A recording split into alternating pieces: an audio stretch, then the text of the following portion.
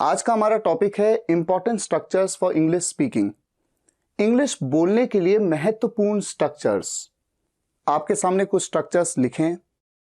English बोलते वक्त इन structure से रिलेटेड सेंटेंसेस बोलने की जरूरत आपको पड़ सकती है, इसलिए एक एक करके फटाफट इन सभी स्ट्रक्चर से रिलेटेड सेंटेंसेस को समझ लेते हैं। सबसे पहला स्ट्रक्चर है द वेरी। द वेरी का यूज सेंटेंसेस में क्यों किया जाता है? मैं आपके सामने लिख रहा हूं यही या फिर वही। अब सेंटेंसेस को देखिए और समझिए। पहला sentence, this is the very book I want. ये है वही बुक, वही किताब जो मैं चाहता हूं। यहां पर मैं जो के लिए दैट भी कह सकता हूं, that I want. This is the very book, यही वो किताब है जो मैं चाहता हूं या जो मुझे चाहिए। तो यही के लिए मैंने यूज कर लिया द वेरी बुक। इसके अलावा क्या आपको कुछ और विकल्प दिमाग में आते हैं कि अगर आपको किसी को ये सेंटेंस कहना है कि यही वो किताब है जो मुझे चाहिए, इसके अलावा कुछ और तरीका आता है? एक तरीका और हो सकता है, वेरी की जगह पे अगर मैं कह दूं same, this is the same book I want. लेकिन सेम बहुत कॉमन इंग्लिश है, द वेरी का यूज करना थोड़ा एडवांस लेवल पे और अच्छा भी लगता है, क्योंकि इसी तरह से इंग्लिश नेटिव भी बोलते हैं। Sentence number 2, he went to visit the very place where everyone wants to go. वो गया घूमने के लिए, विजिट करने के लिए वही जगह, the very place where everyone wants to go, जहां हर कोई जाना चाहता है। अच्छा, इन सभी सेंटेंसेस की हिंदी आपको मिल जाएंगे नोट्स में। नोट्स कहां पे मिलेंगे? मेरी वेबसाइट पे मैं आपको बता दूंगा वीडियो के एंड में। फिलहाल सेंटेंसेस सिर्फ इंग्लिश में लिखें ताकि ज्यादा से ज्यादा सेंटेंसेस को कवर किया जा सके। तीसरा sentence, don't worry I am doing the very exercise that you have taught me. चिंता मत करो, डोंट वरी, मैं कर रहा हूं, I am doing the very exercise, वही एक्सरसाइज, दैट जो, यू हैव टॉट मी, आपने मुझे सिखाई है। जो एक्सरसाइज आपने मुझे सिखाई है मैं वही एक्सरसाइज कर रहा हूं, चिंता मत करो। मैं चाहूं तो कह सकता हूं don't worry I am doing the same exercise that you have taught me. Same कह सकता हूं, लेकिन द वेरी का यूज करके थोड़ा एडवांस लेवल पे सेंटेंस को बना रहा हूं। अब इस सेंटेंस का क्या मतलब है? He is the very boy about whom I was talking in the class. वो वही लड़का है जिसके बारे में आई वॉज टॉकिंग, मैं बात कर रहा था क्लास में। जनरली एडवांस इंग्लिश में अबाउट का यूज यहां पर कर देते हैं। आपने इस तरह से सेंटेंस भी सुना होगा, I was talking about, he is the very boy whom I was talking about in the class. तो दोनों तरीके से आप बोल सकते हैं, पर कुल मिला के मतलब आपको समझ में आ गया।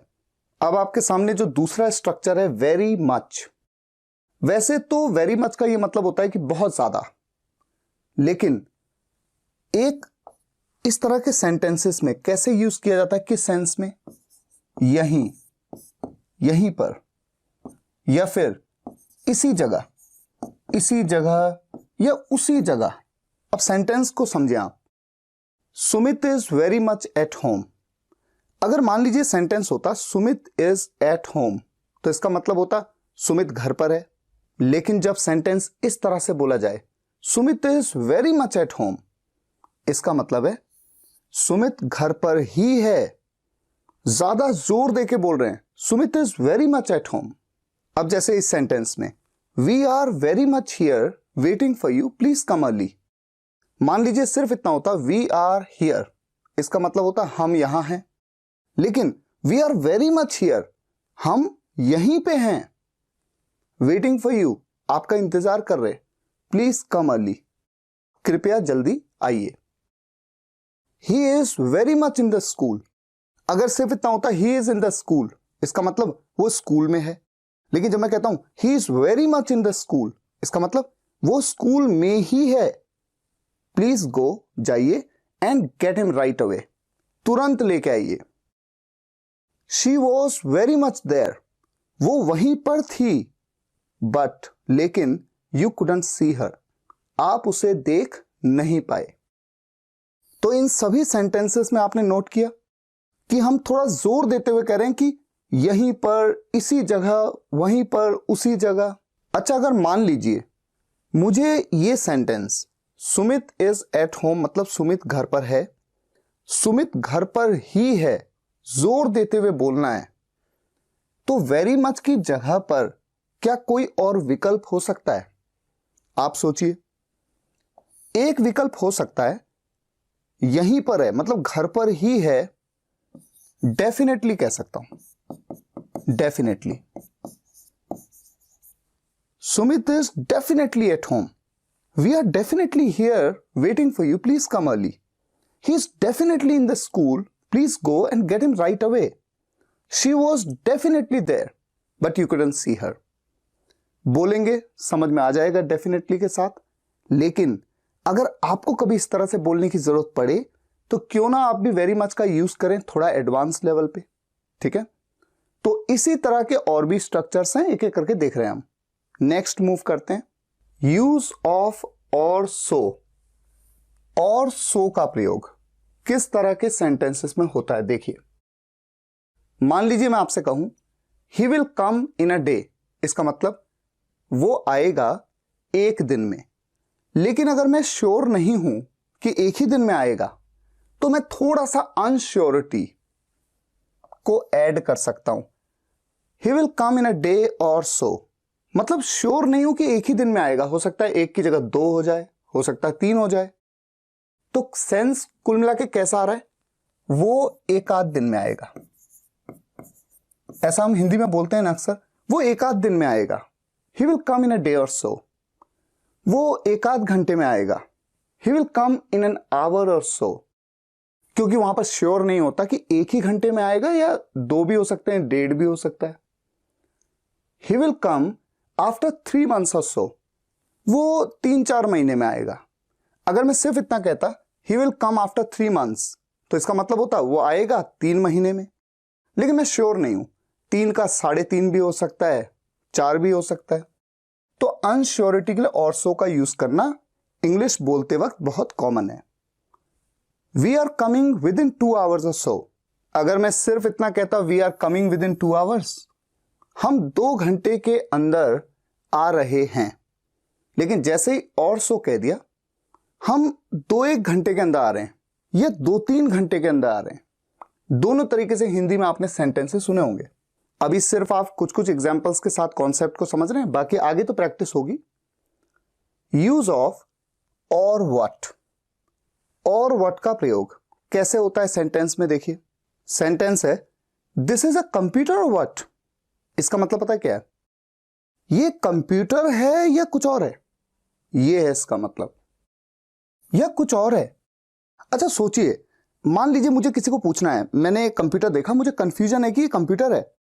तो पूछने का तरीका एक तो ऐसा हो सकता है कि क्या ये कंप्यूटर है, तो मैं सिंपली कहूंगा इज इट अ कंप्यूटर, इस तरह से कह सकता हूं मैं, इज इट अ कंप्यूटर, ऐसा कह सकता हूं, क्या ये कंप्यूटर है।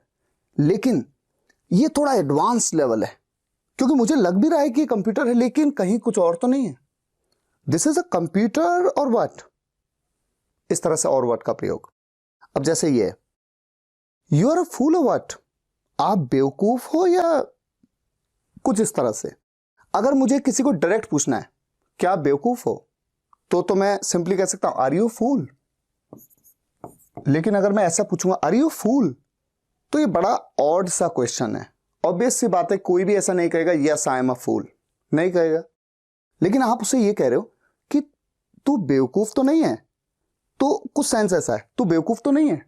डायरेक्ट ये नहीं कि तू बेवकूफ है या क्या तू बेवकूफ है, नहीं, तू बेवकूफ तो नहीं है। तो थोड़ा पॉसिबिलिटी इस चीज की कि मुझे तो लग रहा है कि तूने बेवकूफी की है इस काम में। यू आर अ फूल और व्हाट, इस तरह से। अब जैसे हम किसी को कहते हैं तू पागल तो नहीं है या तू पागल तो नहीं हो गया, you are a mad or what, you are a mad or what. तो अब आप सेंस को समझ रहे हैं। एग्जैक्टली मैं नहीं बता सकता कि क्या मतलब निकल रहा है, लेकिन आप समझिए कि थोड़ा सा डाउट है कि शायद ये कंप्यूटर है, ये शायद तू बेवकूफी कर रहा है। अब जैसे ये सेंटेंस है he is good at calculation, so what? इसका मतलब क्या है? वो कैलकुलेशंस में अच्छा है या फिर कुछ और बात है? मान लीजिए आपने किसी व्यक्ति को अपनी कंपनी के अकाउंट्स का काम दे दिया और मुझे लगता है कि आपने कैसा डिसीजन ले लिया, उस व्यक्ति को अकाउंट्स का काम दे दिया। तो हो सकता है कि वो कैलकुलेशंस में अच्छा हो, शायद इसीलिए आपने दिया है। तो मेरे मन में है कि शायद वो कैलकुलेशंस में अच्छा होगा, इसीलिए दिया होगा, लेकिन मैं कंफर्म नहीं हूं, तो मैं श्योर नहीं हूं, तो मैं पूछ रहा हूं he is good at calculations और व्हाट? तो समझ पा रहे हैं इस स्ट्रक्चर को? आगे प्रैक्टिस होगी तो और सेंटेंसेस आएंगे। अब आपके सामने देखिए लिखा है सीम्स एज इफ, या फिर सीम्स लाइक, या फिर लुक्स लाइक। तीनों का मतलब कुछ इस तरह से होता है, लगता है। अब सेंटेंस देखिए, सीम्स एज इफ, लगता है you don't know anything about football, आप फुटबॉल के बारे में कुछ नहीं जानते। लगता है। मैं कह सकता हूं seems like you don't know anything about football, या फिर मैं कह सकता हूं looks like you don't know anything about football. तीनों में से किसी का भी यूज कर सकता हूं, बात एक ही है। जैसे यहां पर यूज किया, looks like you can handle this work very well, लगता है आप इस काम को बहुत अच्छे से हैंडल कर सकते हो। अब जब मैं इट लगा देता हूं तो इट मतलब हो जाता है ऐसा लगता है। It seems as if you are good at mathematics in your class, ऐसा लगता है आप अपनी क्लास में मैथमेटिक्स में अच्छे हैं। Seems as if I will not be able to pass the exam this year, लगता है I will not be able to pass, मैं पास नहीं कर पाऊंगा एग्जाम इस साल। विल बी एबल टू, कर पाऊंगा, ये चीज आपने मॉडल वर्ब में पढ़ी। Looks like nobody is ready to help you, लगता है कोई भी आपकी हेल्प करने को तैयार नहीं है। इट सीम्स लाइक, ऐसा लगता है you want to say something to me, आप मुझे कुछ कहना चाहते हो, ऐसा लगता है। Seems like he has done the homework, लगता है वो होमवर्क कर चुका है। और एल्स, ये कंजंक्शन है, वरना, जिसके लिए हम अदरवाइज का भी यूज करते हैं। लगता है वो होमवर्क कर चुका है, वरना he would not be playing, वो खेल नहीं रहा होता। तो समझ गए आप, seems as if, seems like, looks like, तीनों में से किसी का भी यूज कर सकते हैं। किस सेंस में? लगता है। मेड के साथ इन, मेड के साथ ऑफ, मेड के साथ अप ऑफ, मेड के साथ बाय। सेंस तो हर जगह लगभग क्या आता है? बना होना। जैसे कि this mobile is made in India, ये मोबाइल इंडिया में बना है। या फिर मैं कहूं कि ये मोबाइल इंडिया का है, तो भी बात एक ही है। इंडिया का है मतलब मेड इन इंडिया है। जब भी मेड के साथ इन लगे मतलब किसी कंट्री की बात होगी कि वो किस कंट्री में बना है। मेड के साथ ऑफ हो तो किस चीज से बना है। मेड अप ऑफ हो, अप ऑफ, इसका मतलब कई सारी चीजों के बारे में बताया गया होगा कि कई सारी चीजों से मिलकर बना है, ये कई सारे व्यक्तियों से मिलकर बना है। और जब हम कहते हैं मेड बाय, मेड के साथ बाय का यूज तब करते हैं जब हम ये बताते हैं कि किस कंपनी ने उसे बनाया है या किस व्यक्ति ने उसको बनाया है, उसका नाम लेते हैं। एग्जाम्पल, पहला एग्जाम्पल तो क्लियर है, this mobile is made in India, ये मोबाइल इंडिया का है या इंडिया में बना हुआ है। नेक्स्ट सेंटेंस में this ball is made of leather, जब हम ये बता रहे हैं कि ये लेदर की बॉल है तो यानी लेदर से बनी है। लेदर एक चीज है, उससे बनी है, मेड के साथ ऑफ लगाना है। This mobile is made up of plastic, iron, aluminium etcetera. तो plastic, iron, aluminium, various things, कई सारी चीजों का नाम ले लिया। ऐसे में बेस्ट होगा कि आप यूज करें मेड अप ऑफ। हालांकि अगर आप मेड ऑफ भी कह देंगे तो कोई प्रॉब्लम नहीं है, लेकिन एक्चुअल में इसी तरह से इंग्लिश नेटिव भी बोलते हैं तो आप याद कर सकते हैं। अब जैसे कि इस सेंटेंस में देखिए, अ टीम इज, एक टीम होती है मेड अप ऑफ प्लेयर्स। अब कई सारे प्लेयर्स, वेरियस पर्सन्स, देखिए किस किस से बनती है एक team? Players, coaches and other staff members. तो एक पूरी टीम है, वो कई लोगों से बनी है, तो मेड अप ऑफ का यूज करते हैं इस तरह से सेंटेंसेस में। This fan is made bye Havells, Havells company का नाम है, तो मेड के साथ बाय का यूज कर लिया। एंड दैट फैन, और वो फैन इज मेड बाय मी, मैं तो एक व्यक्ति हूं, ठीक है। या फिर मेरा नाम लिया जा सकता है, मेड बाय, जिस भी व्यक्ति ने उस चीज को बनाया, उस फैन को, उसका नाम ले सकते हैं। जैसे इस सेंटेंस में this painting is made by Ravi, ये पेंटिंग रवि ने बनाई है, मेड बाय रवि, क्योंकि रवि एक व्यक्ति का नाम है, तो मेड के साथ बाय का यूज। अब यहां पर है मेड के साथ फॉर। जैसे आपने मेड के साथ इन देखा, ऑफ देखा, बाय देखा, अप ऑफ देखा, वैसे ही मेड के साथ फॉर। और जहां भी मेड फॉर आया, आप उसकी जगह पर मेंट फॉर भी लिख सकते हैं या बोल सकते हैं, मतलब रिप्लेस कर सकते हैं। मतलब क्या है?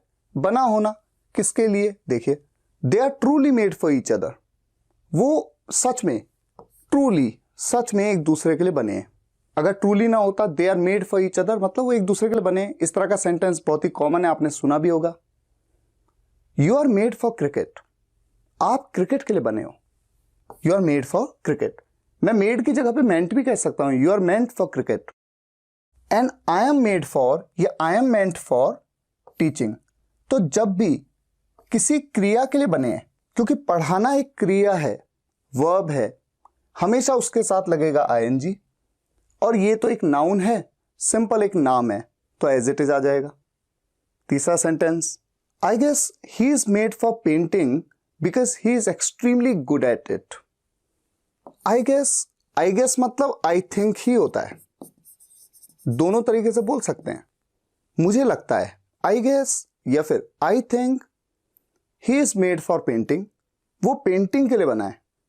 क्योंकि पेंट करना भी एक क्रिया है, एक वर्ब है, इसलिए आईएनजी लग गया। बिकॉज, क्योंकि ही is extremely good at it, क्योंकि वो इसमें बहुत अच्छा है। किसमें? पेंटिंग में। Because he is extremely good at it. अब आ जाते हैं कीप, उसके साथ वर्ब की आईएनजी फॉर्म। हमेशा इस फॉर्मेशन का यूज किया जाता है और इसका मतलब क्या होता है?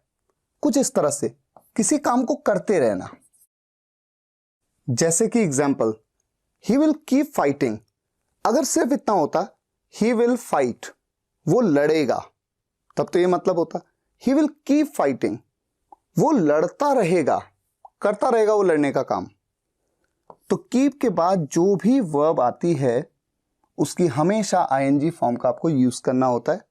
ही विल कीप फाइटिंग, वो लड़ता रहेगा हमारे साथ, with us, for no reason, बिना किसी कारण के, यानी बेवजह। सो इसलिए जस्ट इग्नोर हिम, उसे बस इग्नोर करो।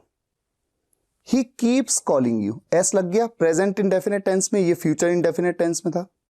ही कीप्स कॉलिंग यू, वो तुम्हें कॉल करता रहता है। कीप के बाद जो वर्ब आई उसके साथ आईएनजी लग गया। तो आप देख रहे हैं प्रेजेंट इंडेफिनिट टेंस में सेंटेंस है, लेकिन उसके बावजूद जो मेन वर्ब उसके साथ तो एस लगेगा, जैसा रूल होता है। लेकिन ऑब्जेक्टिव पार्ट में जो वर्ब आई उसके साथ क्या लगेगा? ING. He keeps calling you to return his money, वो आपको कॉल करता रहता है अपना पैसा वापस करने के लिए। लेकिन but you ignore his calls, आप उसकी कॉल्स को इग्नोर करते हो। ये वाला पार्ट भी प्रेजेंट इंडेफिनिट टेंस में, ठीक है। अब ये तीसरा sentence, he kept trying to fix the washing machine himself but to no avail. Kept आ गया, कीप की कौन सी फॉर्म लग गई? Second form, past indefinite tense में। तो पास्ट इंडेफिनिट टेंस में क्या होता है? आया, गया, उठा, बैठा। तो वो करता रहा, करता रहा, क्या करता रहा? कोशिश, वो कोशिश करता रहा। लेकिन आपने देखा कीप के बाद जो वर्ब आ रही है ऑब्जेक्टिव पार्ट में आईएनजी तो लगेगा। वो कोशिश करता रहा, किस चीज की? टू फिक्स, ठीक करने की, वॉशिंग मशीन को खुद। वो खुद वॉशिंग मशीन को ठीक करने की कोशिश करता रहा, but to no avail. To no avail ये एक फ्रेज है जिसका मतलब क्या होता है? कोई फायदा नहीं। लेकिन कोई फायदा नहीं हुआ। Ravi keeps playing games on his mobile, his लिख देते हैं। रवि अपने मोबाइल पे गेम खेलता रहता है, तो करता रहता है वो खेलने का काम। कीप के बाद प्ले, उसके साथ आईएनजी लग गया। Ravi keeps playing games on his mobile, that's why, इसीलिए ही फेल्ड द एग्जाम, वो एग्जाम में फेल हो गया।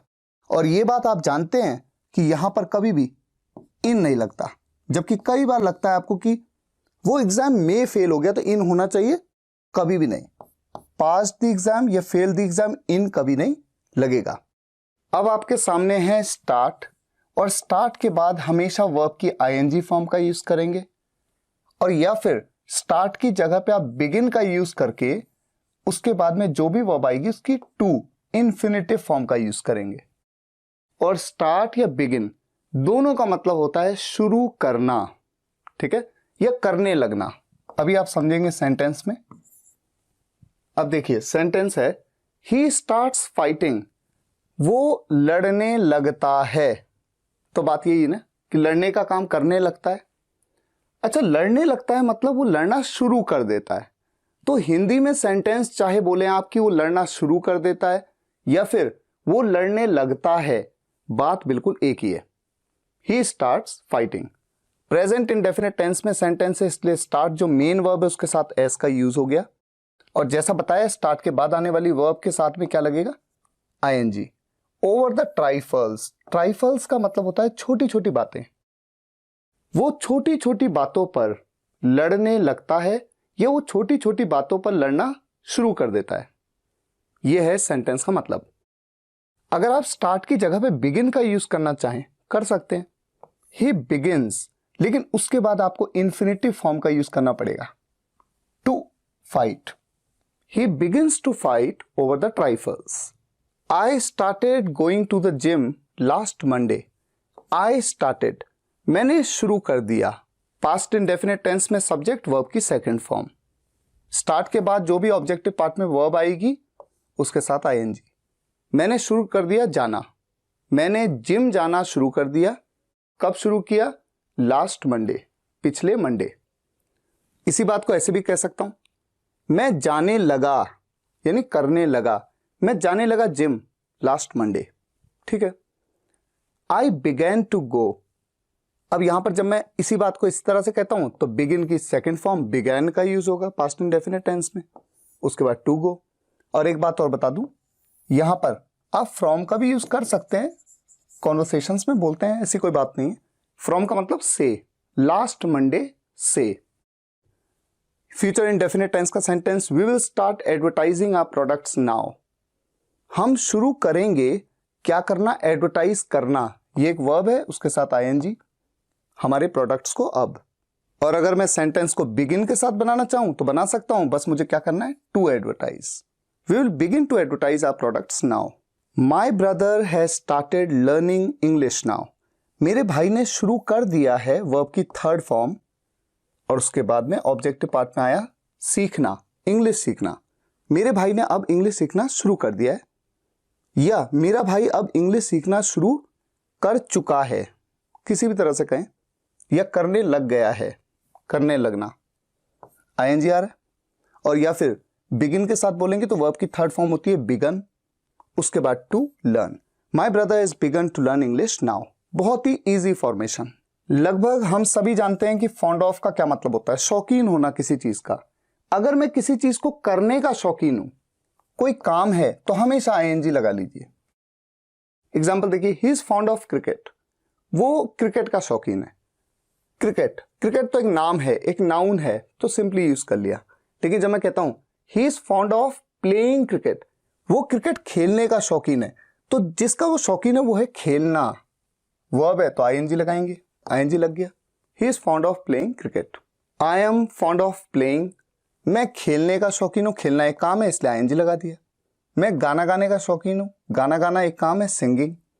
एंड मोस्ट इंपॉर्टेंटली, और सबसे बड़ी बात, कि मैं पढ़ने का शौकीन हूं, किताबें, तो पढ़ना भी एक क्रिया है इसलिए आईएनजी लगा दिया। अगर मान लीजिए मैं सिर्फ इतना कहता कि मैं किताबों का शौकीन हूं, तो मैं रीडिंग नहीं कहता, मैं सिर्फ क्या कहता, बुक्स।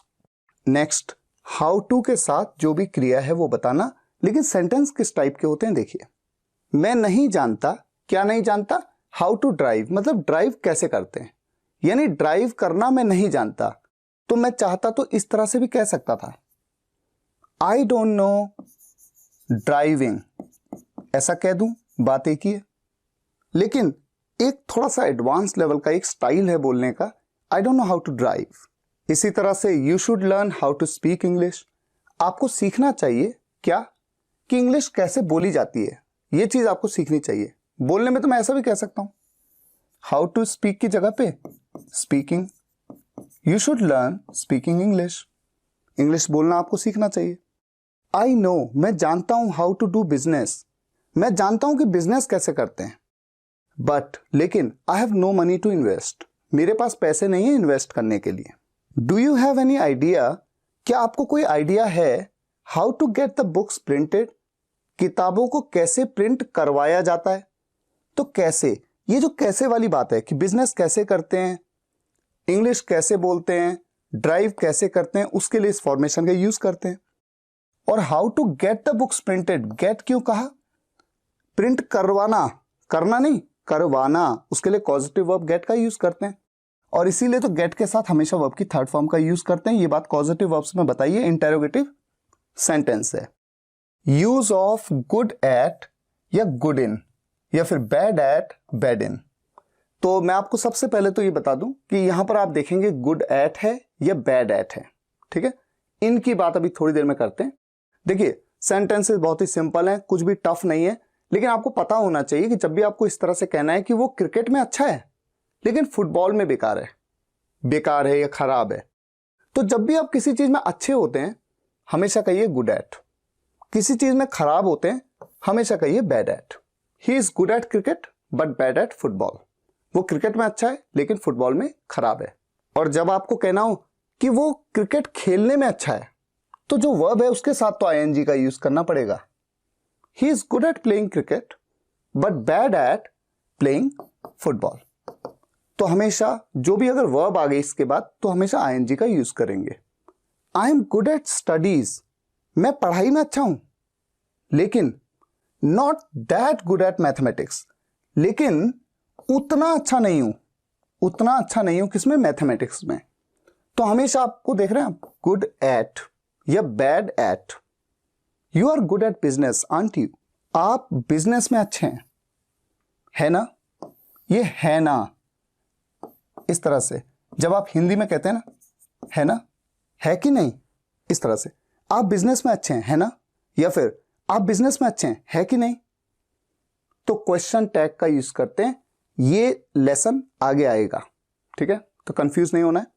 और you are good at business, अगर मैं इस बात को ऐसे कहता कि आप बिजनेस करने में अच्छे हैं, तो करने को डू कहते हैं, तब तो मुझे आईएनजी लगाना पड़ता। मैं क्या कहता, you are good at doing business aren't you, you are good at doing business ING के साथ। नेक्स्ट सेंटेंस, आई थिंक, मुझे लगता है, they both are bad at singing, वो दोनों गाना गाने में बेकार है, यानी वो गाना नहीं जानते अच्छे से, but good at games, games में अच्छे हैं। अब गेम्स तो एक नाम है, एक नाउन है, इसलिए सीधा सीधा यूज किया, लेकिन गाना ये तो एक वर्ब है, क्रिया है, तो आईएनजी का यूज किया। I am good at calculations, that's why I want to become a CA, मैं कैलकुलेशंस में अच्छा हूं इसीलिए मैं सीए बनना चाहता हूं। She is not good at cooking, वो कुकिंग में अच्छी नहीं है, यानी खाना पकाने में अच्छी नहीं है, but she is really bad at making tea, लेकिन वो वाकई में बहुत बुरी है क्या करने में, चाय बनाने में, ठीक है। अच्छा, अब एक पॉइंट, बैड के साथ इन का यूज तो कभी करते ही नहीं, ये तो क्लियर होना चाहिए, ठीक है, हमेशा एट। गुड के साथ मैं आपको कहूंगा हमेशा एट का ही यूज करो, इनका यूज मत ही करो। हालांकि अगर आप देखें तो कई टीचर्स, कई ग्रामेरियंस, गूगल में भी अगर आप फाइंड करेंगे, अक्सर यह कहा जाता है कि जब कोई नाउन हो तो एट लगाओ, जब कोई वर्ब हो तो इन लगाओ। यानी कि ये नाउन है तो एट लगाओ, गुड एट क्रिकेट, लेकिन जब हम कहते हैं प्लेइंग क्रिकेट तो यहां पर एट की जगह इन लगाओ। ऐसा करना गलत भी नहीं है, लेकिन मैं तो यही कहूंगा कि आज की डेट में अगर आप देखें, इंग्लिश नेटिव हमेशा एट का ही यूज करते हुए दिखते हैं, चाहे नाउन हो चाहे वर्ब, और बैड के साथ तो इनका यूज कभी करना ही नहीं है। तो आज के इस वीडियो में हमने कुछ स्ट्रक्चर्स के कॉन्सेप्ट्स को समझा, 2-3-4 एग्जाम्पल्स की मदद से। आगे चल के जब बहुत सारी प्रैक्टिस होगी तो क्लैरिटी और आएगी।